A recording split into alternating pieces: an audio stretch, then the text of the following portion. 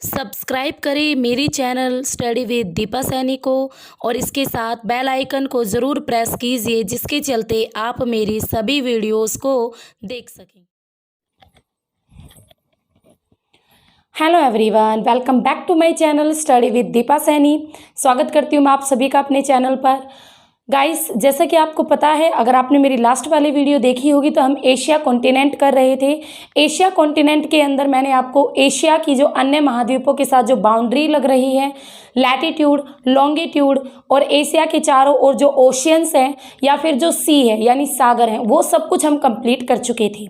आज की क्लास में हम फिजिकल फीचर्स ऑफ एशिया करेंगे और ये फिजिकल फीचर्स ऑफ एशिया में आपके आइलैंड कंप्लीट होंगे, रिवर्स कंप्लीट होगी एशिया की, और इसके साथ साथ एशिया के माउंटेन्स हम पढ़ लेंगे।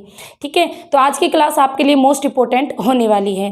तो जो स्टूडेंट जिन्होंने मेरी पिछली क्लासेस नहीं देखी है तो वो मेरे चैनल पर कॉन्टिनेंट सीरीज नामक प्लेलिस्ट आपको मिल जाएगी, तो वहाँ से आप सारी वीडियोस देख सकते हो कॉन्टिनेंट से रिलेटेड, एशिया से भी related, political map of Asia, और उसके साथ साथ मैंने पार्ट 1 एशिया का दोनों कंप्लीट करा दिया है। ये वीडियो का पार्ट 2 है, समझ गए।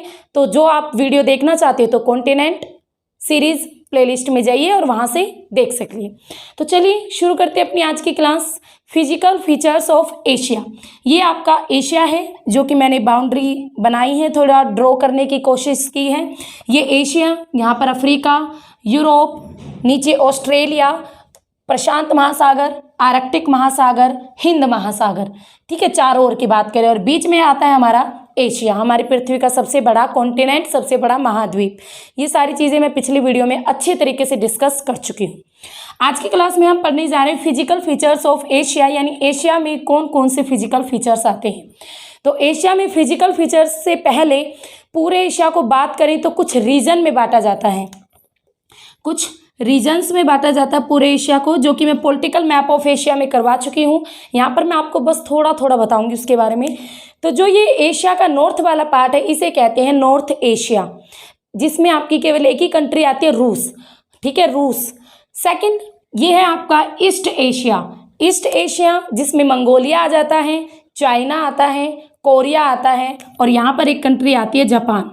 ठीक है, मंगोलिया, चाइना, कोरिया और जापान ईस्ट एशिया में आएंगे, यानी पूर्वी एशिया में आते हैं। ये है सेंट्रल एशिया, और इसमें आ जाता है आपका कजाकिस्तान, तुर्कमेनिस्तान, उज्बेकिस्तान, किर्गिस्तान। ठीक है, ये सारी, अफगानिस्तान, ये जितने भी कंट्रीज हैं ये सारी सेंट्रल एशिया में आ जाती हैं, समझ गए। ये आता है वेस्ट एशिया, इसमें सारी के सारी मुस्लिम कंट्रीज आ जाती है, ईरान, इराक, कुवैत, बहरीन और सऊदी अरब, या येमेन, ओमान, ठीक है, और कुवैत, और आपकी जॉर्जिया, अजरबैजान, कुछ पार्ट तुर्की का भी। तो ये बहुत सारी कंट्रीज हैं यहाँ पर, छोटी छोटी, तो वो सारी कंट्रीज आपकी यहाँ पर आ जाती है, जिसे बोलते हैं वेस्ट एशिया यानी पश्चिमी एशिया। ये है हमारा साउथ एशिया, जिसमें भारतीय उपमहाद्वीप आ जाता है। तो भारत के साथ पाकिस्तान, भारत, नेपाल, भूटान, और ये आ जाती है आपकी श्रीलंका। तो ये आ जाता है साउथ एशिया, और ये है आपका दक्षिण पूर्वी एशिया। ये सारी चीज़ें मैंने बिल्कुल डिटेल में पॉलिटिकल मैप ऑफ एशिया में करवाई है, आप वहाँ से पढ़ लेना। यहाँ पर मैं बस थोड़ा रिवाइज करवा रही हूँ चीज़ें आपको। ये है भाई म्यांमार, फिर मलेशिया, और यहाँ पर आपका वियतनाम, कंबोडिया, लाओस और थाईलैंड, और इसके साथ साथ यहाँ पर आपके आ जाते हैं ये इंडोनेशिया, जावा, सुमात्रा, और यहाँ पे सिंगापुर कंट्री भी आती है, ब्रुनेई कंट्री भी आती है, और ये पपुआ न्यू गिनी, ये फिलीपींस, ये सारे आइलैंड आते हैं दक्षिण पूर्वी एशिया में। तो मोटा मोटा रिवीजन हमारा हो गया। अब अपने टॉपिक की ओर बढ़ते हैं। सबसे पहले आपको ये 5 डिवीज़न दिख रहे हैं, तो 5 मेजर डिविजन्स में डिवाइड किया जाता है एशिया के फिजिकल फीचर्स को, जिसमें सबसे पहले नंबर पर आता है द नॉर्दर्न लोलैंड, यानी बिल्कुल नॉर्थ का, एशिया के नॉर्थ का लोलैंड। लोलैंड को प्लेन एरिया भी कहते हैं, लोलैंड यानी नीची भूमि यानी प्लेन एरिया। तो एशिया का नॉर्थ वाला plain area, first part of physical features of Asia, the northern lowland. Lowland यानी प्लेन एरिया, इसमें ज़्यादातर कंट्री जो आती है आपकी रूस आती है। ठीक है, तो रूस आती हैं, और रूस आपकी एक ऐसे ट्रांसकॉन्टिनेंटल कंट्री है। ट्रांसकॉन्टिनेंटल यानी रूस आपकी यूरोप में भी पड़ती है और एशिया में भी पड़ती है। अब जो रूस है, जो पार्ट एशिया में पड़ता है रूस को, उसको साइबेरिया कहते हैं। तो यहाँ पर जो भी आपका प्लेन एरिया है इसे कहते हैं great Siberia, great Siberia plain land, great Siberia plain land या ग्रेट साइबेरिया लोलैंड, कुछ भी कह सकते हो।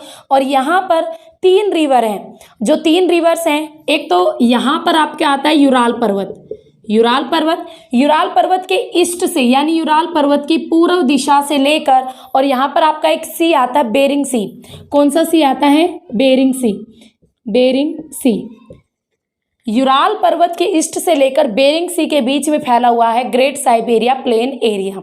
यहाँ पर 3 रिवर आती हैं, यहाँ से यूराल पर्वत के पास से यहाँ पर बहती है ओब रिवर, ओब, ठीक है।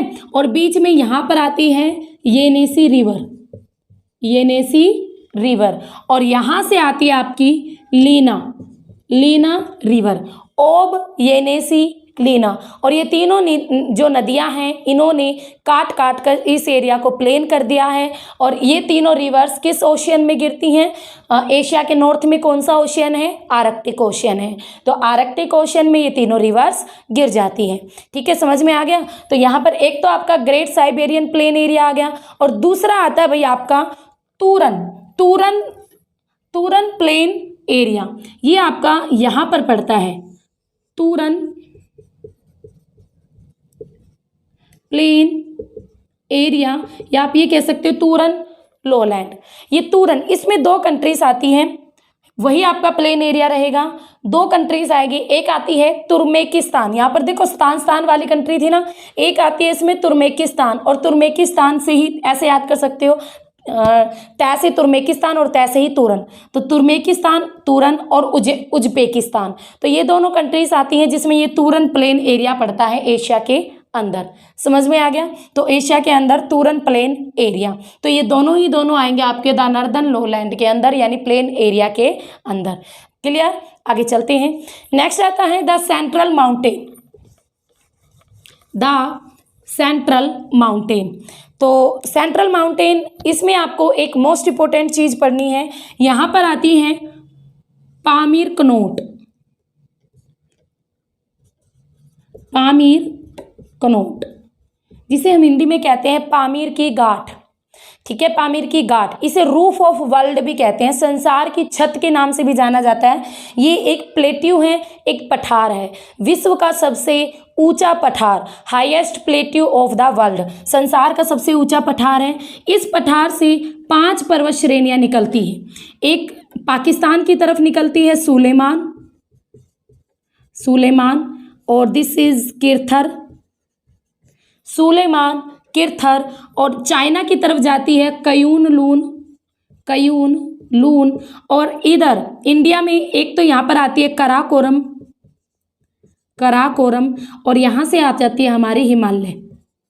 तो ये माना जाता है ये पांचों की पांचों जो माउंटेन्स रेंज है ये सारे के सारे इनका उद्गम कहीं ना कहीं पामीर की घाट से है, इसीलिए इसे पामीर की घाट को रूफ ऑफ द वर्ल्ड भी कहते हैं। और ये पांचों पर्वत श्रेणी आपको याद रखनी पड़ेगी जो कि निकलती है किससे? पामीर की कनोट से, पामीर की घाट से। विश्व का सबसे ऊंचा प्लेट्यू भी कहते हैं, विश्व का सबसे ऊंचा पठार भी है पामीर कनोट। इतनी बात समझ में आ गई? तो ये आपका आता है द सेंट्रल माउंटेन में। किस में आता है? द सेंट्रल माउंटेन के अंदर। अब हिमालय पर्वत है जिसका पूरा डिटेल से देखो हम यहाँ पर नहीं पढ़ेंगे क्योंकि हिमालय को हम किस में पढ़ेंगे? अपनी इंडियन ज्योग्राफी में करेंगे। पूरा ग्रेट हिमालय, मिडन हिमालय, लघु हिमालय, शिवालिक हिमालय, सब कुछ, और उसके हाईएस्ट पिक्स भी। और इसके साथ साथ सुलेमान किरथर से ज़्यादा कुछ होता नहीं है, ठीक है। कराकोरम भी हम इंडिया में डिटेल से स्टडी करेंगे। तो पामीर कनोट समझ गए। अब इसके बाद सेंट्रल माउंटेन्स के अंदर एक यहाँ पर प्लेट्यू भी आता है, दूसरा प्लेट्यू जिसे कहते हैं तिब्बत प्लेट्यू। क्या कहेंगे? तिब्बत प्लेट्यू, जो कि आपका चाइना और इंडिया के बीच में है। यहाँ पर तिब्बत प्लेट्यू, ये है आपका तिब्बत प्लेट्यू। जो ये तिब्बत प्लेट्यू है ये संसार का सबसे विस्तृत प्लेट्यू है, यानी सबसे ज़्यादा एरिया कवरअप किया है इसने, बहुत ज़्यादा एरिया में फैला हुआ है। तो विश्व का सबसे विस्तृत पठार है ये तिब्बत का पठार। ठीक है, जो कि किस में आता है, द सेंट्रल माउंटेन्स वाले ही डिवीजन में ये आता है। तो आपके द सेंट्रल माउंटेन्स में एक तो पामीर की घाट आप याद रखोगे, दूसरा तिब्बत का पठार याद रखोगे। और पामीर की पठार से कौन कौन सी पर्वत श्रेणियां निकली हैं और उनकी डायरेक्शन भी पूछी जा सकती है, वेस्ट से कौन सी निकली है, ईस्ट से कौन सी निकली है, समझ गए। तो ये चीज़ें आपको याद रखनी पड़ेंगी। नेक्स्ट आता है आपके इसमें द सेंट्रल माउंटेन्स में तो कंप्लीट हो गया है, जिसमें हमने ये पढ़ लिया है। हाँ जी, एक और ऐड कर लेना, यहाँ से हिंदू कुश और आती है, हिंदू कुश माउंटेन, हिंदू कुश, सुलेमान, किरथर, क्यून और यहाँ से हिमालय और काराकोरम, ये सारी की सारी निकलती है आपकी रूफ ऑफ वर्ल्ड से, यानी पामीर की घाट से। इतनी बात समझ में आ गई। हाँ जी, आगे चलते हैं। The southern plateau, next part आता है द साउथर्न प्लेट्यू। यह साउथ प्लेट्यू यानी प्लेट्यू यानी पठार, ठीक है। द साउथर्न प्लेट्यू, तो इसमें आपका एक तो ये आ जाता है अरब प्रायद्वीप, जिसे कहते हैं हम अरब प्रायद्वीप यानी अरब पेनिनसुला, अरब, इसमें सारी की सारी अरब कंट्रीज आ जाती हैं, अरब प्रायद्वीप। द साउथर्न प्लेट्यू का फर्स्ट पार्ट है अरब प्रायद्वीप, कुछ नहीं है इसमें, सारी आपकी वही कंट्रीज आ जाएंगी, ईरान, इराक, कुवैत, सऊदी अरब, येमन, ओमान, ठीक है, बहरीन, जॉर्जिया, अजरबैजान, तुर्की, ये सीरिया, तो ये सारी की सारी कंट्रीज आपकी यहाँ पर आ जाती है अरब प्रायद्वीप के अंदर। इसमें द साउथर्न प्लेट्यू में अरब प्रायद्वीप। उसके बाद बात हमारे इंडिया में भी आती है, हमारे भारत का भी आपको सबको पता है, दक्षिण का पठार, प्रायद्वीपीय पठार, ये वाला जो हिस्सा है भारत का, दक्कन का पठार भी जिसे कहते हैं, यहाँ पर आपका पूर्वी घाट आता है, यहाँ पर पश्चिमी घाट आता है। ये सारी चीज़ें इंडिया से रिलेटेड हम इंडियन ज्योग्राफी में पढ़ेंगे, इसलिए यहाँ पर हम इनको नहीं छेड़ रहे हैं क्योंकि टॉपिक बहुत ज़्यादा खिंच जाएगा, ठीक है। तो पूर्वी घाट, पश्चिमी घाट, जो पूरे का पूरा प्रायद्वीपीय पठार, इसका ढलान पूर्व की ओर है, सारी की सारी रिवर्स आपकी बंगाल की खाड़ी में गिरती है, तो ये सारी चीज़ें हम वहाँ पर कवर अप करेंगे। तो दूसरा आता है द साउथर्न प्लेट्यू में प्रायद्वीपीय पठार या दक्षिण का पठार, जो भी आप कह सकते हो, बहुत सारे नाम है इसके, ठीक है। नेक्स्ट आता है शान प्लेट्यू। शान प्लेट्यू आपका यहाँ पर आता है, शान प्लेट्यू, शान प्लेट्यू जो कि म्यांमार में है, ठीक है। म्यांमार आपकी कंट्री जो है, इन भारत का पड़ोसी देश है, नेबर कंट्री है, तो म्यांमार में शान प्लेट्यू ये आता है आपका, शान प्लेट्यू।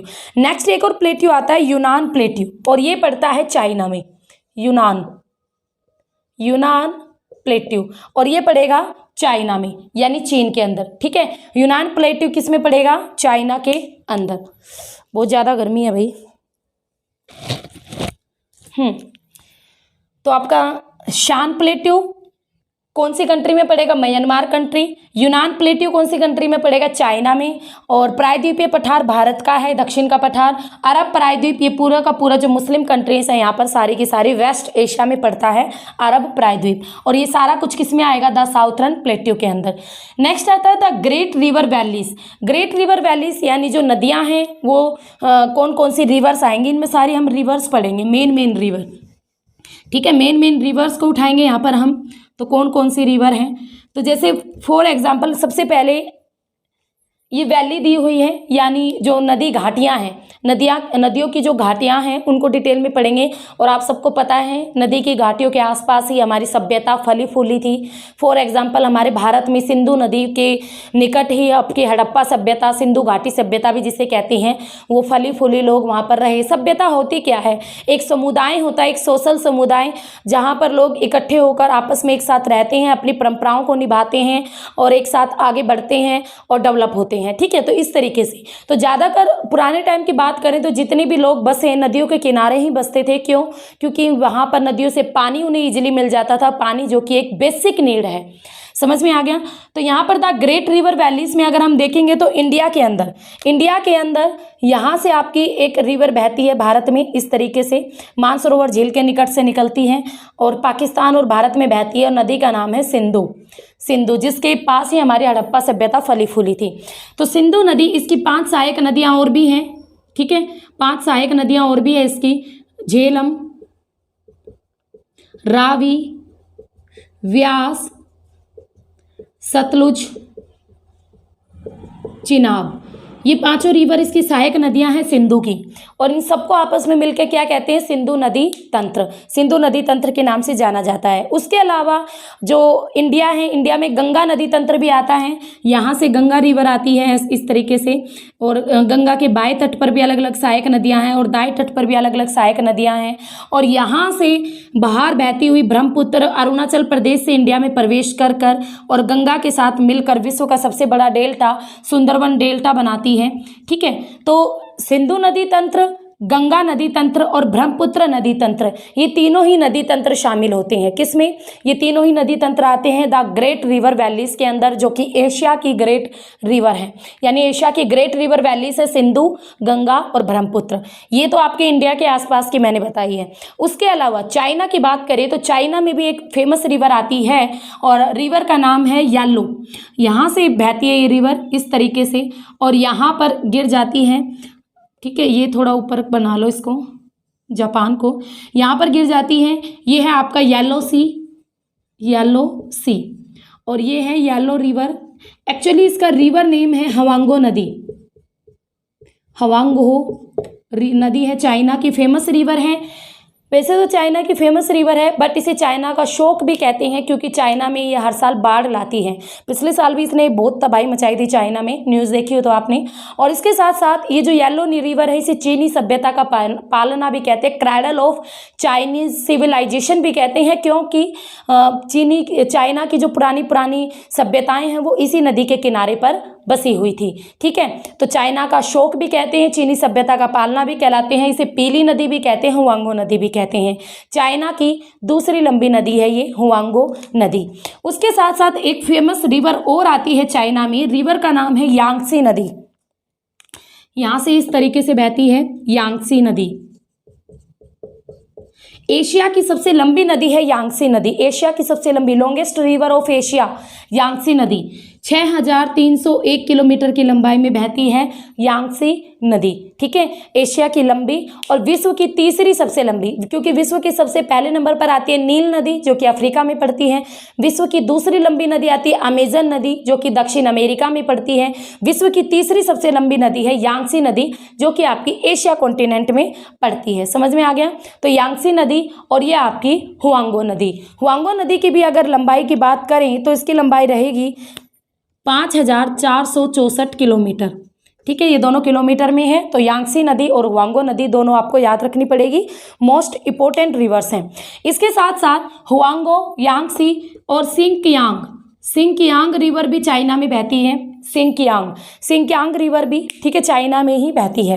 तो ये थी आपकी द ग्रेट रिवर वैलीज। वैसे भी मैंने बहुत रिवर करवा दी, ओब पढ़ ली, येनिसी पढ़ ली, लीना पढ़ ली, भारत की देख ली, उसके साथ साथ चाइना की रिवर्स हमने देख ली। तो ऑलमोस्ट आपकी रिवर्स ऑफ एशिया कंप्लीट होती है यहाँ पर, और द ग्रेट रिवर वैलीज भी हमारे यहाँ कंप्लीट होती है। बट एक चीज़ और रह गई छोटी सी, यहाँ पर आती हैं आपकी एक और आती है रिवर का नाम आता है भाई टिगरी। यहाँ पर से कुछ इस तरीके से बहती है टिगरी रिवर, और एक और आती है आपकी नाम है यूप्रेटस रिवर। टिगरी रिवर और यूप्रेटस रिवर, ये रिवर क्यों इंपॉर्टेंट है? ये दोनों ही रिवर आपकी तुर्की में आती है। यहाँ पर तुर्की कंट्री पड़ती है। ठीक है, इसका कुछ पार्ट यूरोप में पड़ता है, कुछ एशिया में पड़ता है। ट्रांस कॉन्टिनेंटल कंट्री है तुर्की।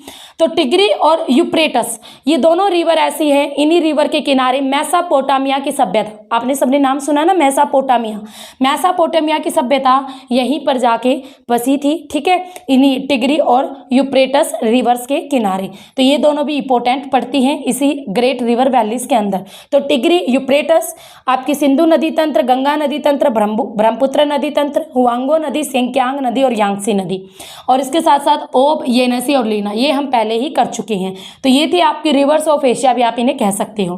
नेक्स्ट आता है 5 part of physical features, the islands group island, यानी आइलैंड पढ़ने। अब हमने आइलैंड कौन कौन से आते हैं एशिया के अंदर। वैसे तो देखो, अगर हम साउथ ईस्ट एशिया की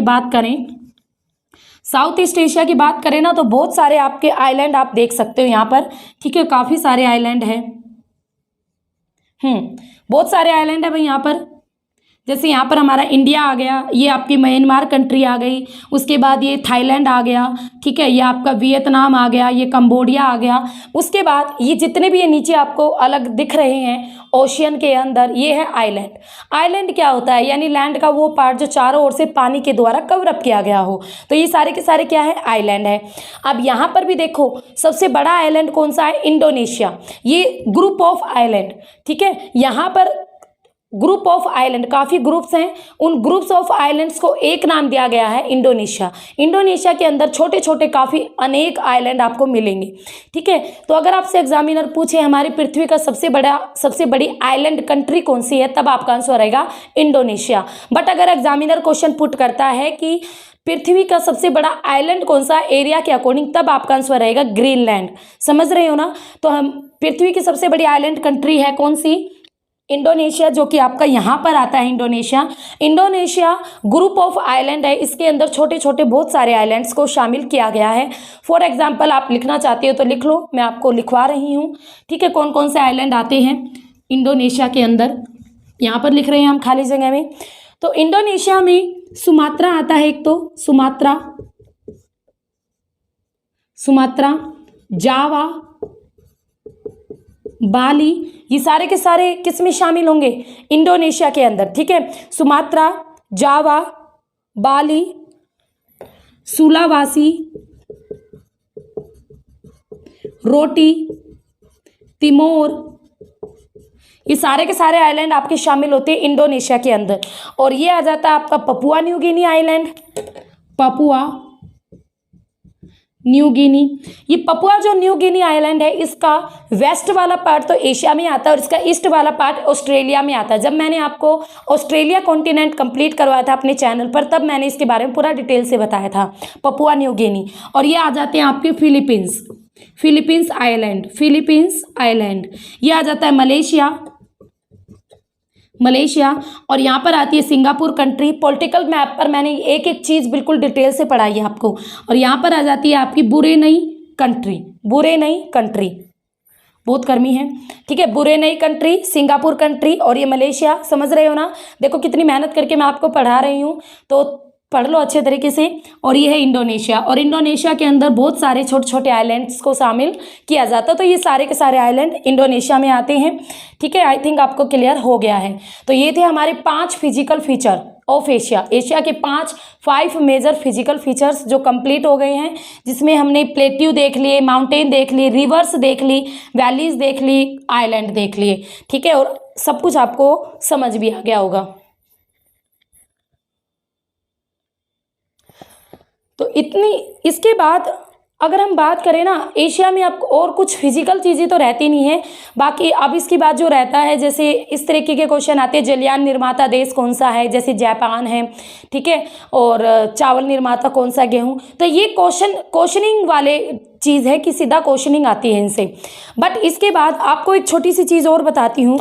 जो एशिया है, एशिया जो कॉन्टिनेंट है, इसको अलग अलग नामों से जाना जाता है। जैसे इसे विषमताओं का देश भी कहते हैं, विभिन्नताओं का देश भी कहते हैं। क्योंकि अलग अलग लैंग्वेज है, अलग अलग टाइप के लोग रह रहे हैं, और बहुत ही वाइड है एरिया भी, और पॉपुलेशन भी बहुत ज़्यादा है इसकी। 60% जनसंख्या अकेले एशिया कॉन्टिनेंट में ही है। तो अलग अलग नामों से भी इसे जाना जाता है। और बहुत ही पुराना अगर हम बात करें तो एशिया कॉन्टिनेंट आपका अंगारा लैंड और गोंडवाना लैंड का ही पार्ट माना जाता है एशिया कॉन्टिनेंट। तो लगभग मैंने अपनी पूरी कोशिश की है कि एशिया कॉन्टिनेंट हमने कवर अप कर लिया है। फिर भी मैं आपको मैप पर ज़रूर दिखाऊंगी, एटलस मैप पर एक छोटी सी क्लिप बनाकर मैं ज़रूर डालूंगी अपने चैनल पर, जहां पर आपको एक एक चीज़, एक एक माउंटेन मैं आपको डिटेल से दिखा दूंगी। ज़्यादा लंबी नहीं होगी वीडियो, 10-15 मिनट की होगी, जिसमें पूरे एशिया के अंदर मैं आपको घुमा डालूंगी, ठीक है। बस घूमना आपके हाथ में है। तो फिर मिलेंगे, तब तक आप इन सारी चीज़ों को अच्छी तरीके से कवर अप कर लेना। अगर आपको वीडियोस अच्छी लग रही है तो एक लाइक शेयर तो बनता ही है ना। और मेरे चैनल को भी मत भूलना भाई, मेरे चैनल के साथ भी अपना सहयोग रखना। मेरे चैनल का नाम है स्टडी विद दीपा सैनी। और एक छोटी सी इन्फॉर्मेशन और है आप लोगों के लिए, अगर आप पीजीटी और नेट ज्योग्राफी का पेड कोर्स लेना चाहते हो तो अचीवर्स एकेडमी ऐप ज्वाइन करो, क्योंकि एचटेट आने वाला है। और एचटेट अगर पीजीटी अच्छी तैयारी करना चाहते हो या टीजीटी, तो आप अचीवर्स एकेडमी पर अपनी नेक्स्ट लेवल की भी वहाँ पर वीडियोस अवेलेबल है ज्योग्राफी सब्जेक्ट की, तो वहाँ पर आप जा सकते हैं और अपने सपनों को पूरा कर सकते हैं। तो फिर मिलेंगे, तब तक के लिए हैव ए नाइस डे।